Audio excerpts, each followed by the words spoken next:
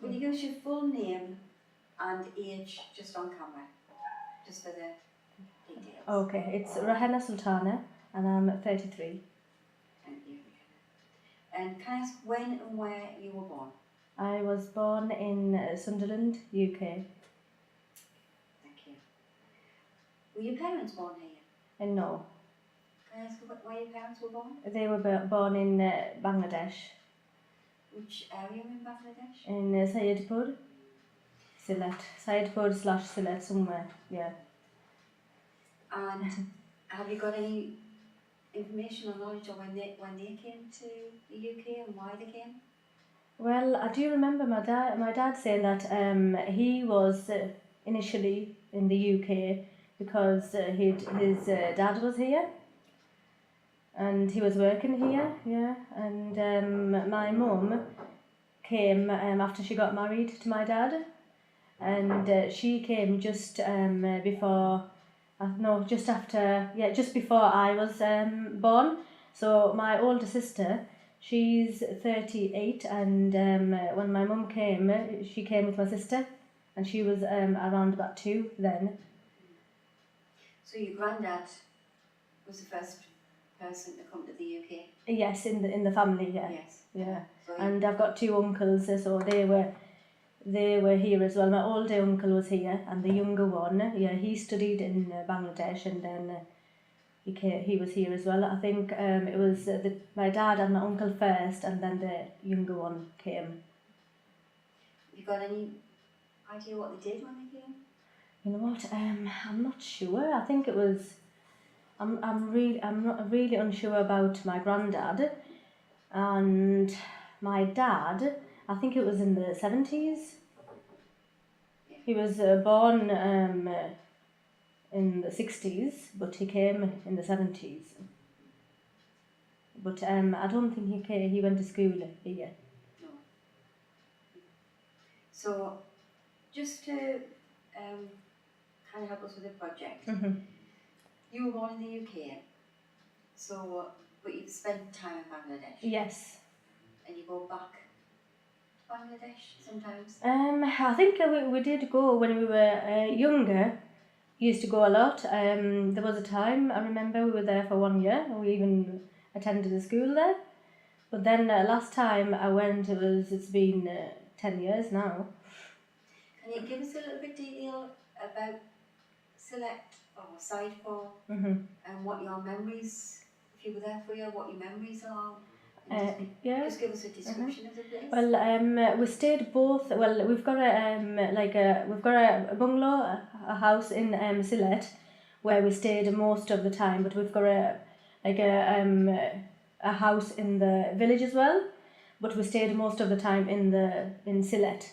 So even though I do remember the village, I do kind of remember the Sylhet more. And I remember when we went there and thinking that the house is so big, it's so massive. Because, here it's like you live in either like a semi-detached or a terraced house, and it's quite confined, isn't it? But over there it was like the whole house, the layout was first of all, it was really big.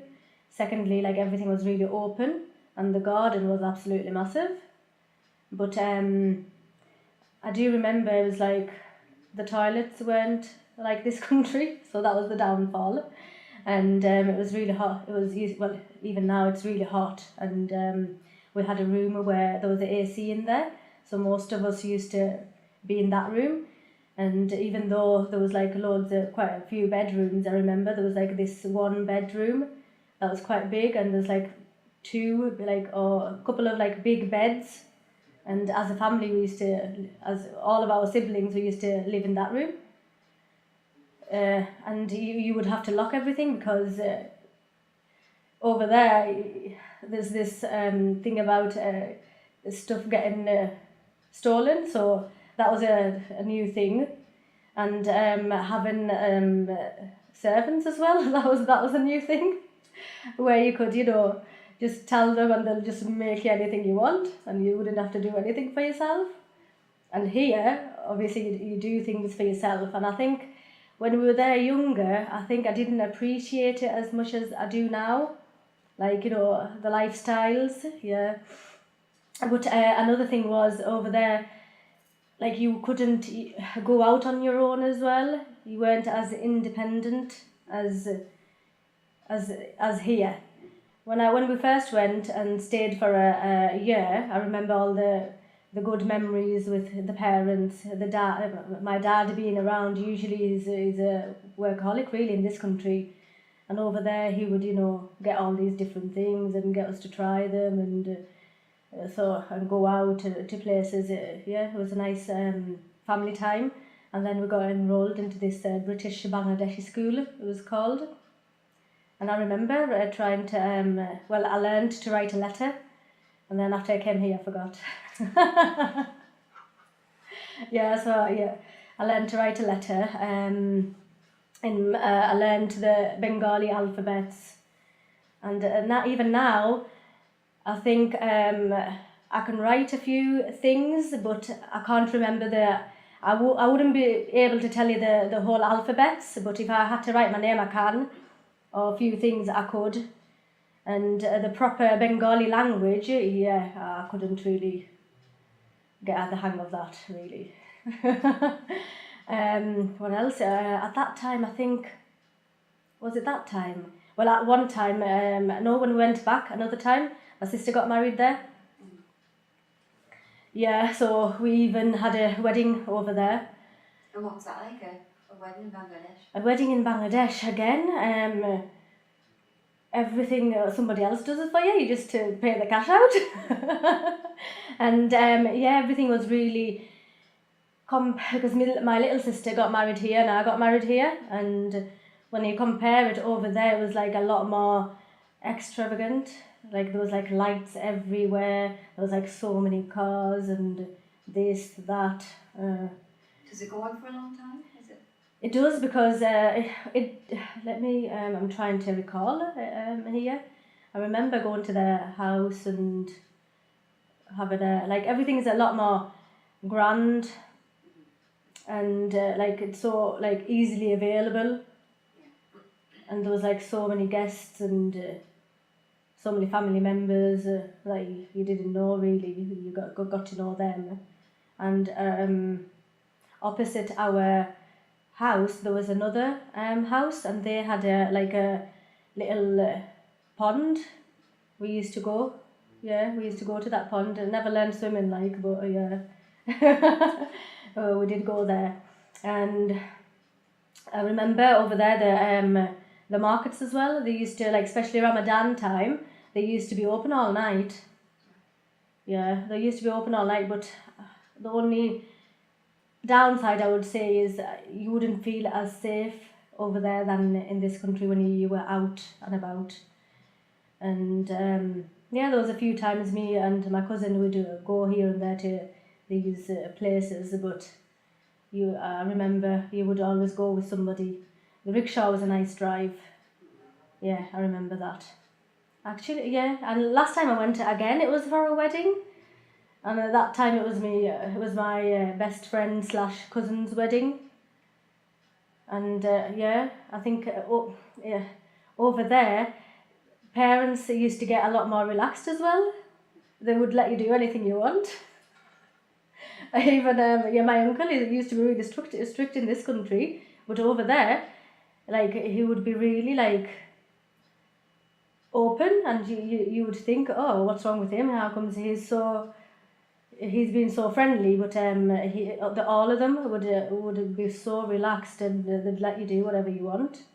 I wonder why that is, do you think? I don't know. Even here, I think things have changed over the years, but yeah, I think it's kind of that. I feel here, there used to be a thing where you've got there's other people and they would be in your business, and I think trying to sometimes please other people, but over time that's faded. And I think over there they kind of, maybe because they're on holiday, they feel they don't have any pressure of anything. Everyone's their own. So yeah, they would be a lot more happy, relaxed. Yeah, I remember. And the weddings are a lot more better. Maybe because of the weather as well. It's a lot nicer. Is that being connected to Sylhet and Syedpur and Bangladesh important for you as a British? Personally, before I think I did go because my parents went and it was nice to go with them. Now I feel like that's why I don't feel it's as important, and that's why it's been that many years that I haven't been. And I've got married now. My father-in-law really wants to take us, and we just feel like we're so busy we just don't get the time, or if we did, I feel like I don't have many like close relatives there, so if I had to choose I'll just go to a different country. But I do want to go again, and I feel like it's probably because that connection's not there anymore. So if the whole family went, I think I'd love to go, but not on my own. I don't think I'd really want to go again. What you could, I know you're only a child, but I'm just wondering the contrast between, because Sylhet and when you visited Syedpur, what was the striking differences between and those areas? I do when I went to Syedpur, I think that was a lot more like there's a lot more greenery, and I remember like kind of like that fresh breeze. Houses are a lot more smaller, people are a lot more connected because you can see everybody. The electricity used to go a lot more. But there was like the together space, and because it was quite a number of years ago, there wasn't a lot of like traveling traveling, like easy access to traveling like it is now that people say. And I think we went somewhere, I can't remember now, and we walked a lot. We were walking and walking and walking, going over these bridges, the scary ones, but yeah, it was fun. But I think the difference I can see is the size of it, and secondly, like the togetherness. Because in Sylhet, it's like a bit like this country where, you know, you've got your own space and confined space, and over there it's a lot more open. Yeah. Just, are you bilingual? Yes. Yeah. So just, was education for your family, to educate you an important priority? Yes, and I think going to school was, it was helpful because we were there for a year and they didn't want us to miss out on education.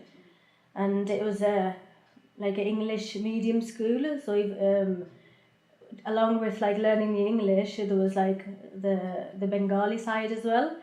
And I think it was nice to learn the Bengali side, but after we came here, it wasn't that easily available to learn Bengali again, so we kind of lost it. The language is there, and I feel like because our parents were actually from Bangladesh, I feel like that's why we had the opportunity to learn that language. Because now I feel like with my kids, they don't know as much Bengali, because we speak a lot of English, and I wished when even now I say I'll speak to them in Bengali, but you just end up speaking to them in English, and they don't know as much. They don't communicate as much with their grandparents, and I think it's nice to learn two languages, but I think they've missed out. Yeah. I'm just wondering, in the Bangladesh community here, because you're an active participant in the community, and how you find that experience now as a grown woman, and maybe what's changed, and is there any changes that for you in the last few years that are important for you as a woman growing up in the UK as a Muslim woman, independent woman as well? I think definitely over the years, I think people are more accepting and there's a lot more integration, and I think I feel like in the sense that like people aren't as interested in what others think. They're kind of going on with their own life and thinking about their own families, and there's not that thing of what will that person think of you and what will that other person think of you. I think before, well, when I was a bit younger, there was like it was more of a close knit community, and now everyone's grown up, everyone's got their own kids and the next generation, and I think people are a bit more like open minded, and you feel a bit you feel a bit more open in yourself as a woman as well. I feel less restricted within the community. I feel you can, do what you want, and practice your religion as well. Yeah, I think which is important. I think before culture played a lot than religion, and I think there's been that education as well, the difference between culture and religion. So I think which is really important as well. Yeah.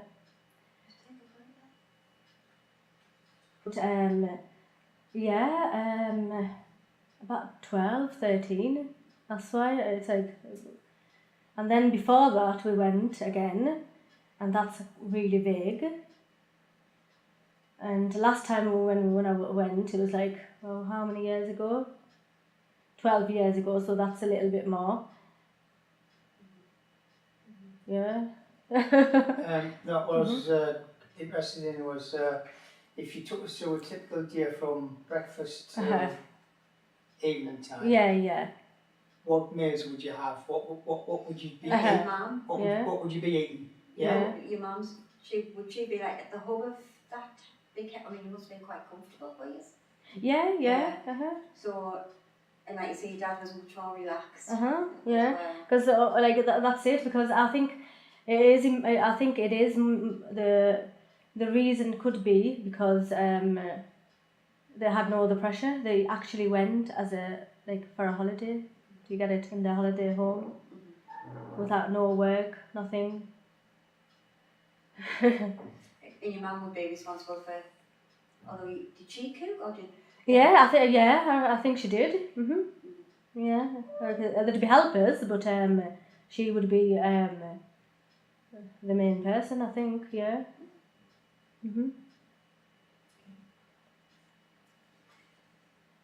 So would the meals in Bangladesh be different to the meals in Sunderland?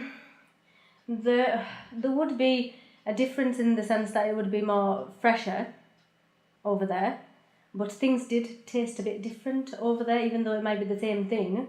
Like bread would be sweetened over there, and the chicken was like different. You wouldn't like it, so you would have other things. And yeah, it was like because they'll like fish and stuff, they'll catch it now and bring it. If you that's why I think because you wouldn't be used to it, it would taste a bit different. And did you learn to cook? No. From your mum? Well, my mum, because I was studying, but I don't remember them too. Yeah. Okay, we're back online. So I'll just ask that again. So how big was your family? Well, there's 5 siblings, 3 sisters and 2 brothers. And where were you in that? You're The second one. Yeah. And you all went back for a year? Yes, well, at the time when we went for a year, I'm trying to remember, did we have my little sister then? We did, yes, but the time before we went, I can't remember a lot, but my little sister wasn't here then. But that time she was, and then this last time, actually that was the previous time when we went for a year. The last time we went, it was just me and my mum. We didn't go as a family. And when you went back, when you went, did you go shopping with your mum and your sister? Yes. Would you bring things back? Would you look for things that you couldn't get here, or? Oh, what was yes. that kind of experience? Because over there then, a lot of the things wasn't available in this country like it is now. It wasn't easily available, and it was a lot cheaper as well. So I remember we did actually do a lot of shopping. I think the most of the shopping we did was when me and my mum went in 2006. And that time I remember the shopping because I got absolutely lots and lots of things. What kind of things? I bought saris. We bought things for the wedding like lehengas, like you know, the big skirt and that sort of things, and loads of a lot of material that we got sewn there, because there was hardly any tailors around here, and the tailors that were available in like the city centre, that used to be very expensive as well. And they didn't really have the experience of making an Asian outfit, and you know, over there was perfect. So I got a lot of Asian suits made. But then as soon as we got back here, it seemed like it was nice for over there. It wasn't really as nice for this country, because there's it was, but then I felt like there were a lot really colourful, and because it's a hot country, then everyone's wearing it. It was fine, but for here, it seemed like it was a bit too colourful, and so at that point, I kind of realised, oh, okay, I think I got a bit too much here, but it got utilised. We did go to, because we used to go out a lot then compared to now, and now, to be honest, I think I'm more connected to religion, so I do wear a lot more like the long dresses, and I'm into the phase where I wear like the religious style clothes and the Asian outfits. I would, when I go to visit somebody or weddings and stuff, but I still have my the long jacket on top, so I don't need as much nowadays like I did before. Is there a reason why it's just through age or connection, a greater connection with your faith? Yes, I think with age, I think I got like more connected with faith, and the person I got married to, he was an imam as well. I think through that I learned a lot more of religion, and I think through practice, I think.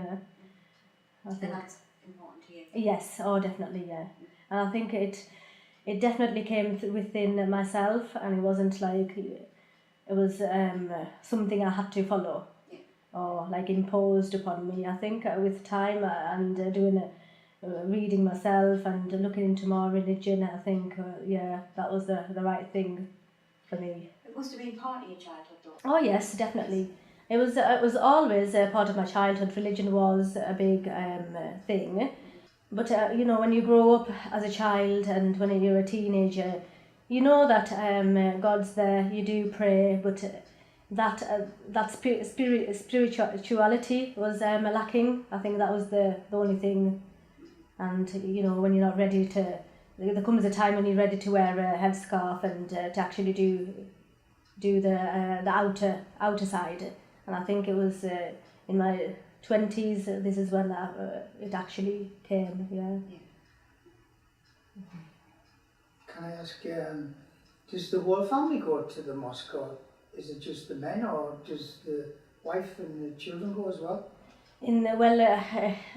The general rule is the women can go to the mosque as well as the men, but it depends on the facilities that's available.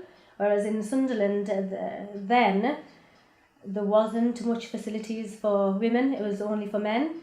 And now as well, there's like study circles for ladies, but there's not a prayer area for ladies.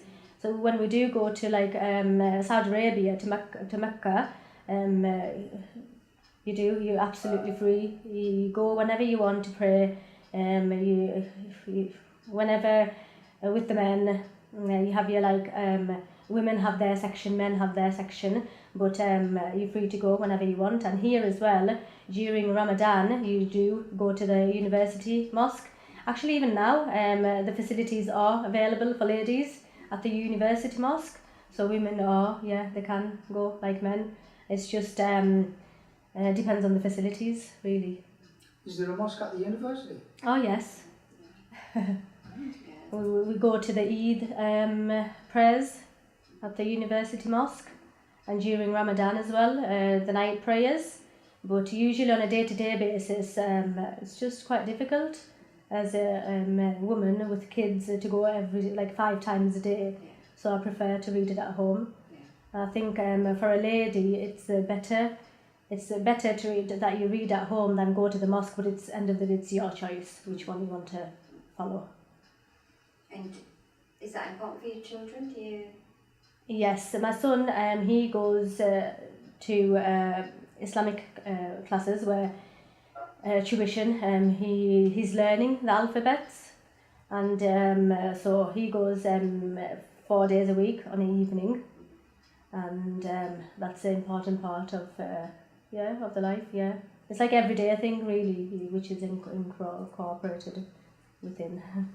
Did your grandparents, your uncles, or your family members, did any of them tell you any stories of experiences that happened to them when they were in Bangladesh? You know what? There's been so many stories like that, but I can't remember. Because my mum's grandmother, she's still alive. She's full of stories. We'll sit together and she'll tell us so many stories. Even my mother-in-law as well. She'll tell me. Actually, she's told us stories in Bangladesh where they used to live in Syedpur, and even how her mum used to play outside, and stuff like that. But it's very vague now. I can't remember a proper story to tell you.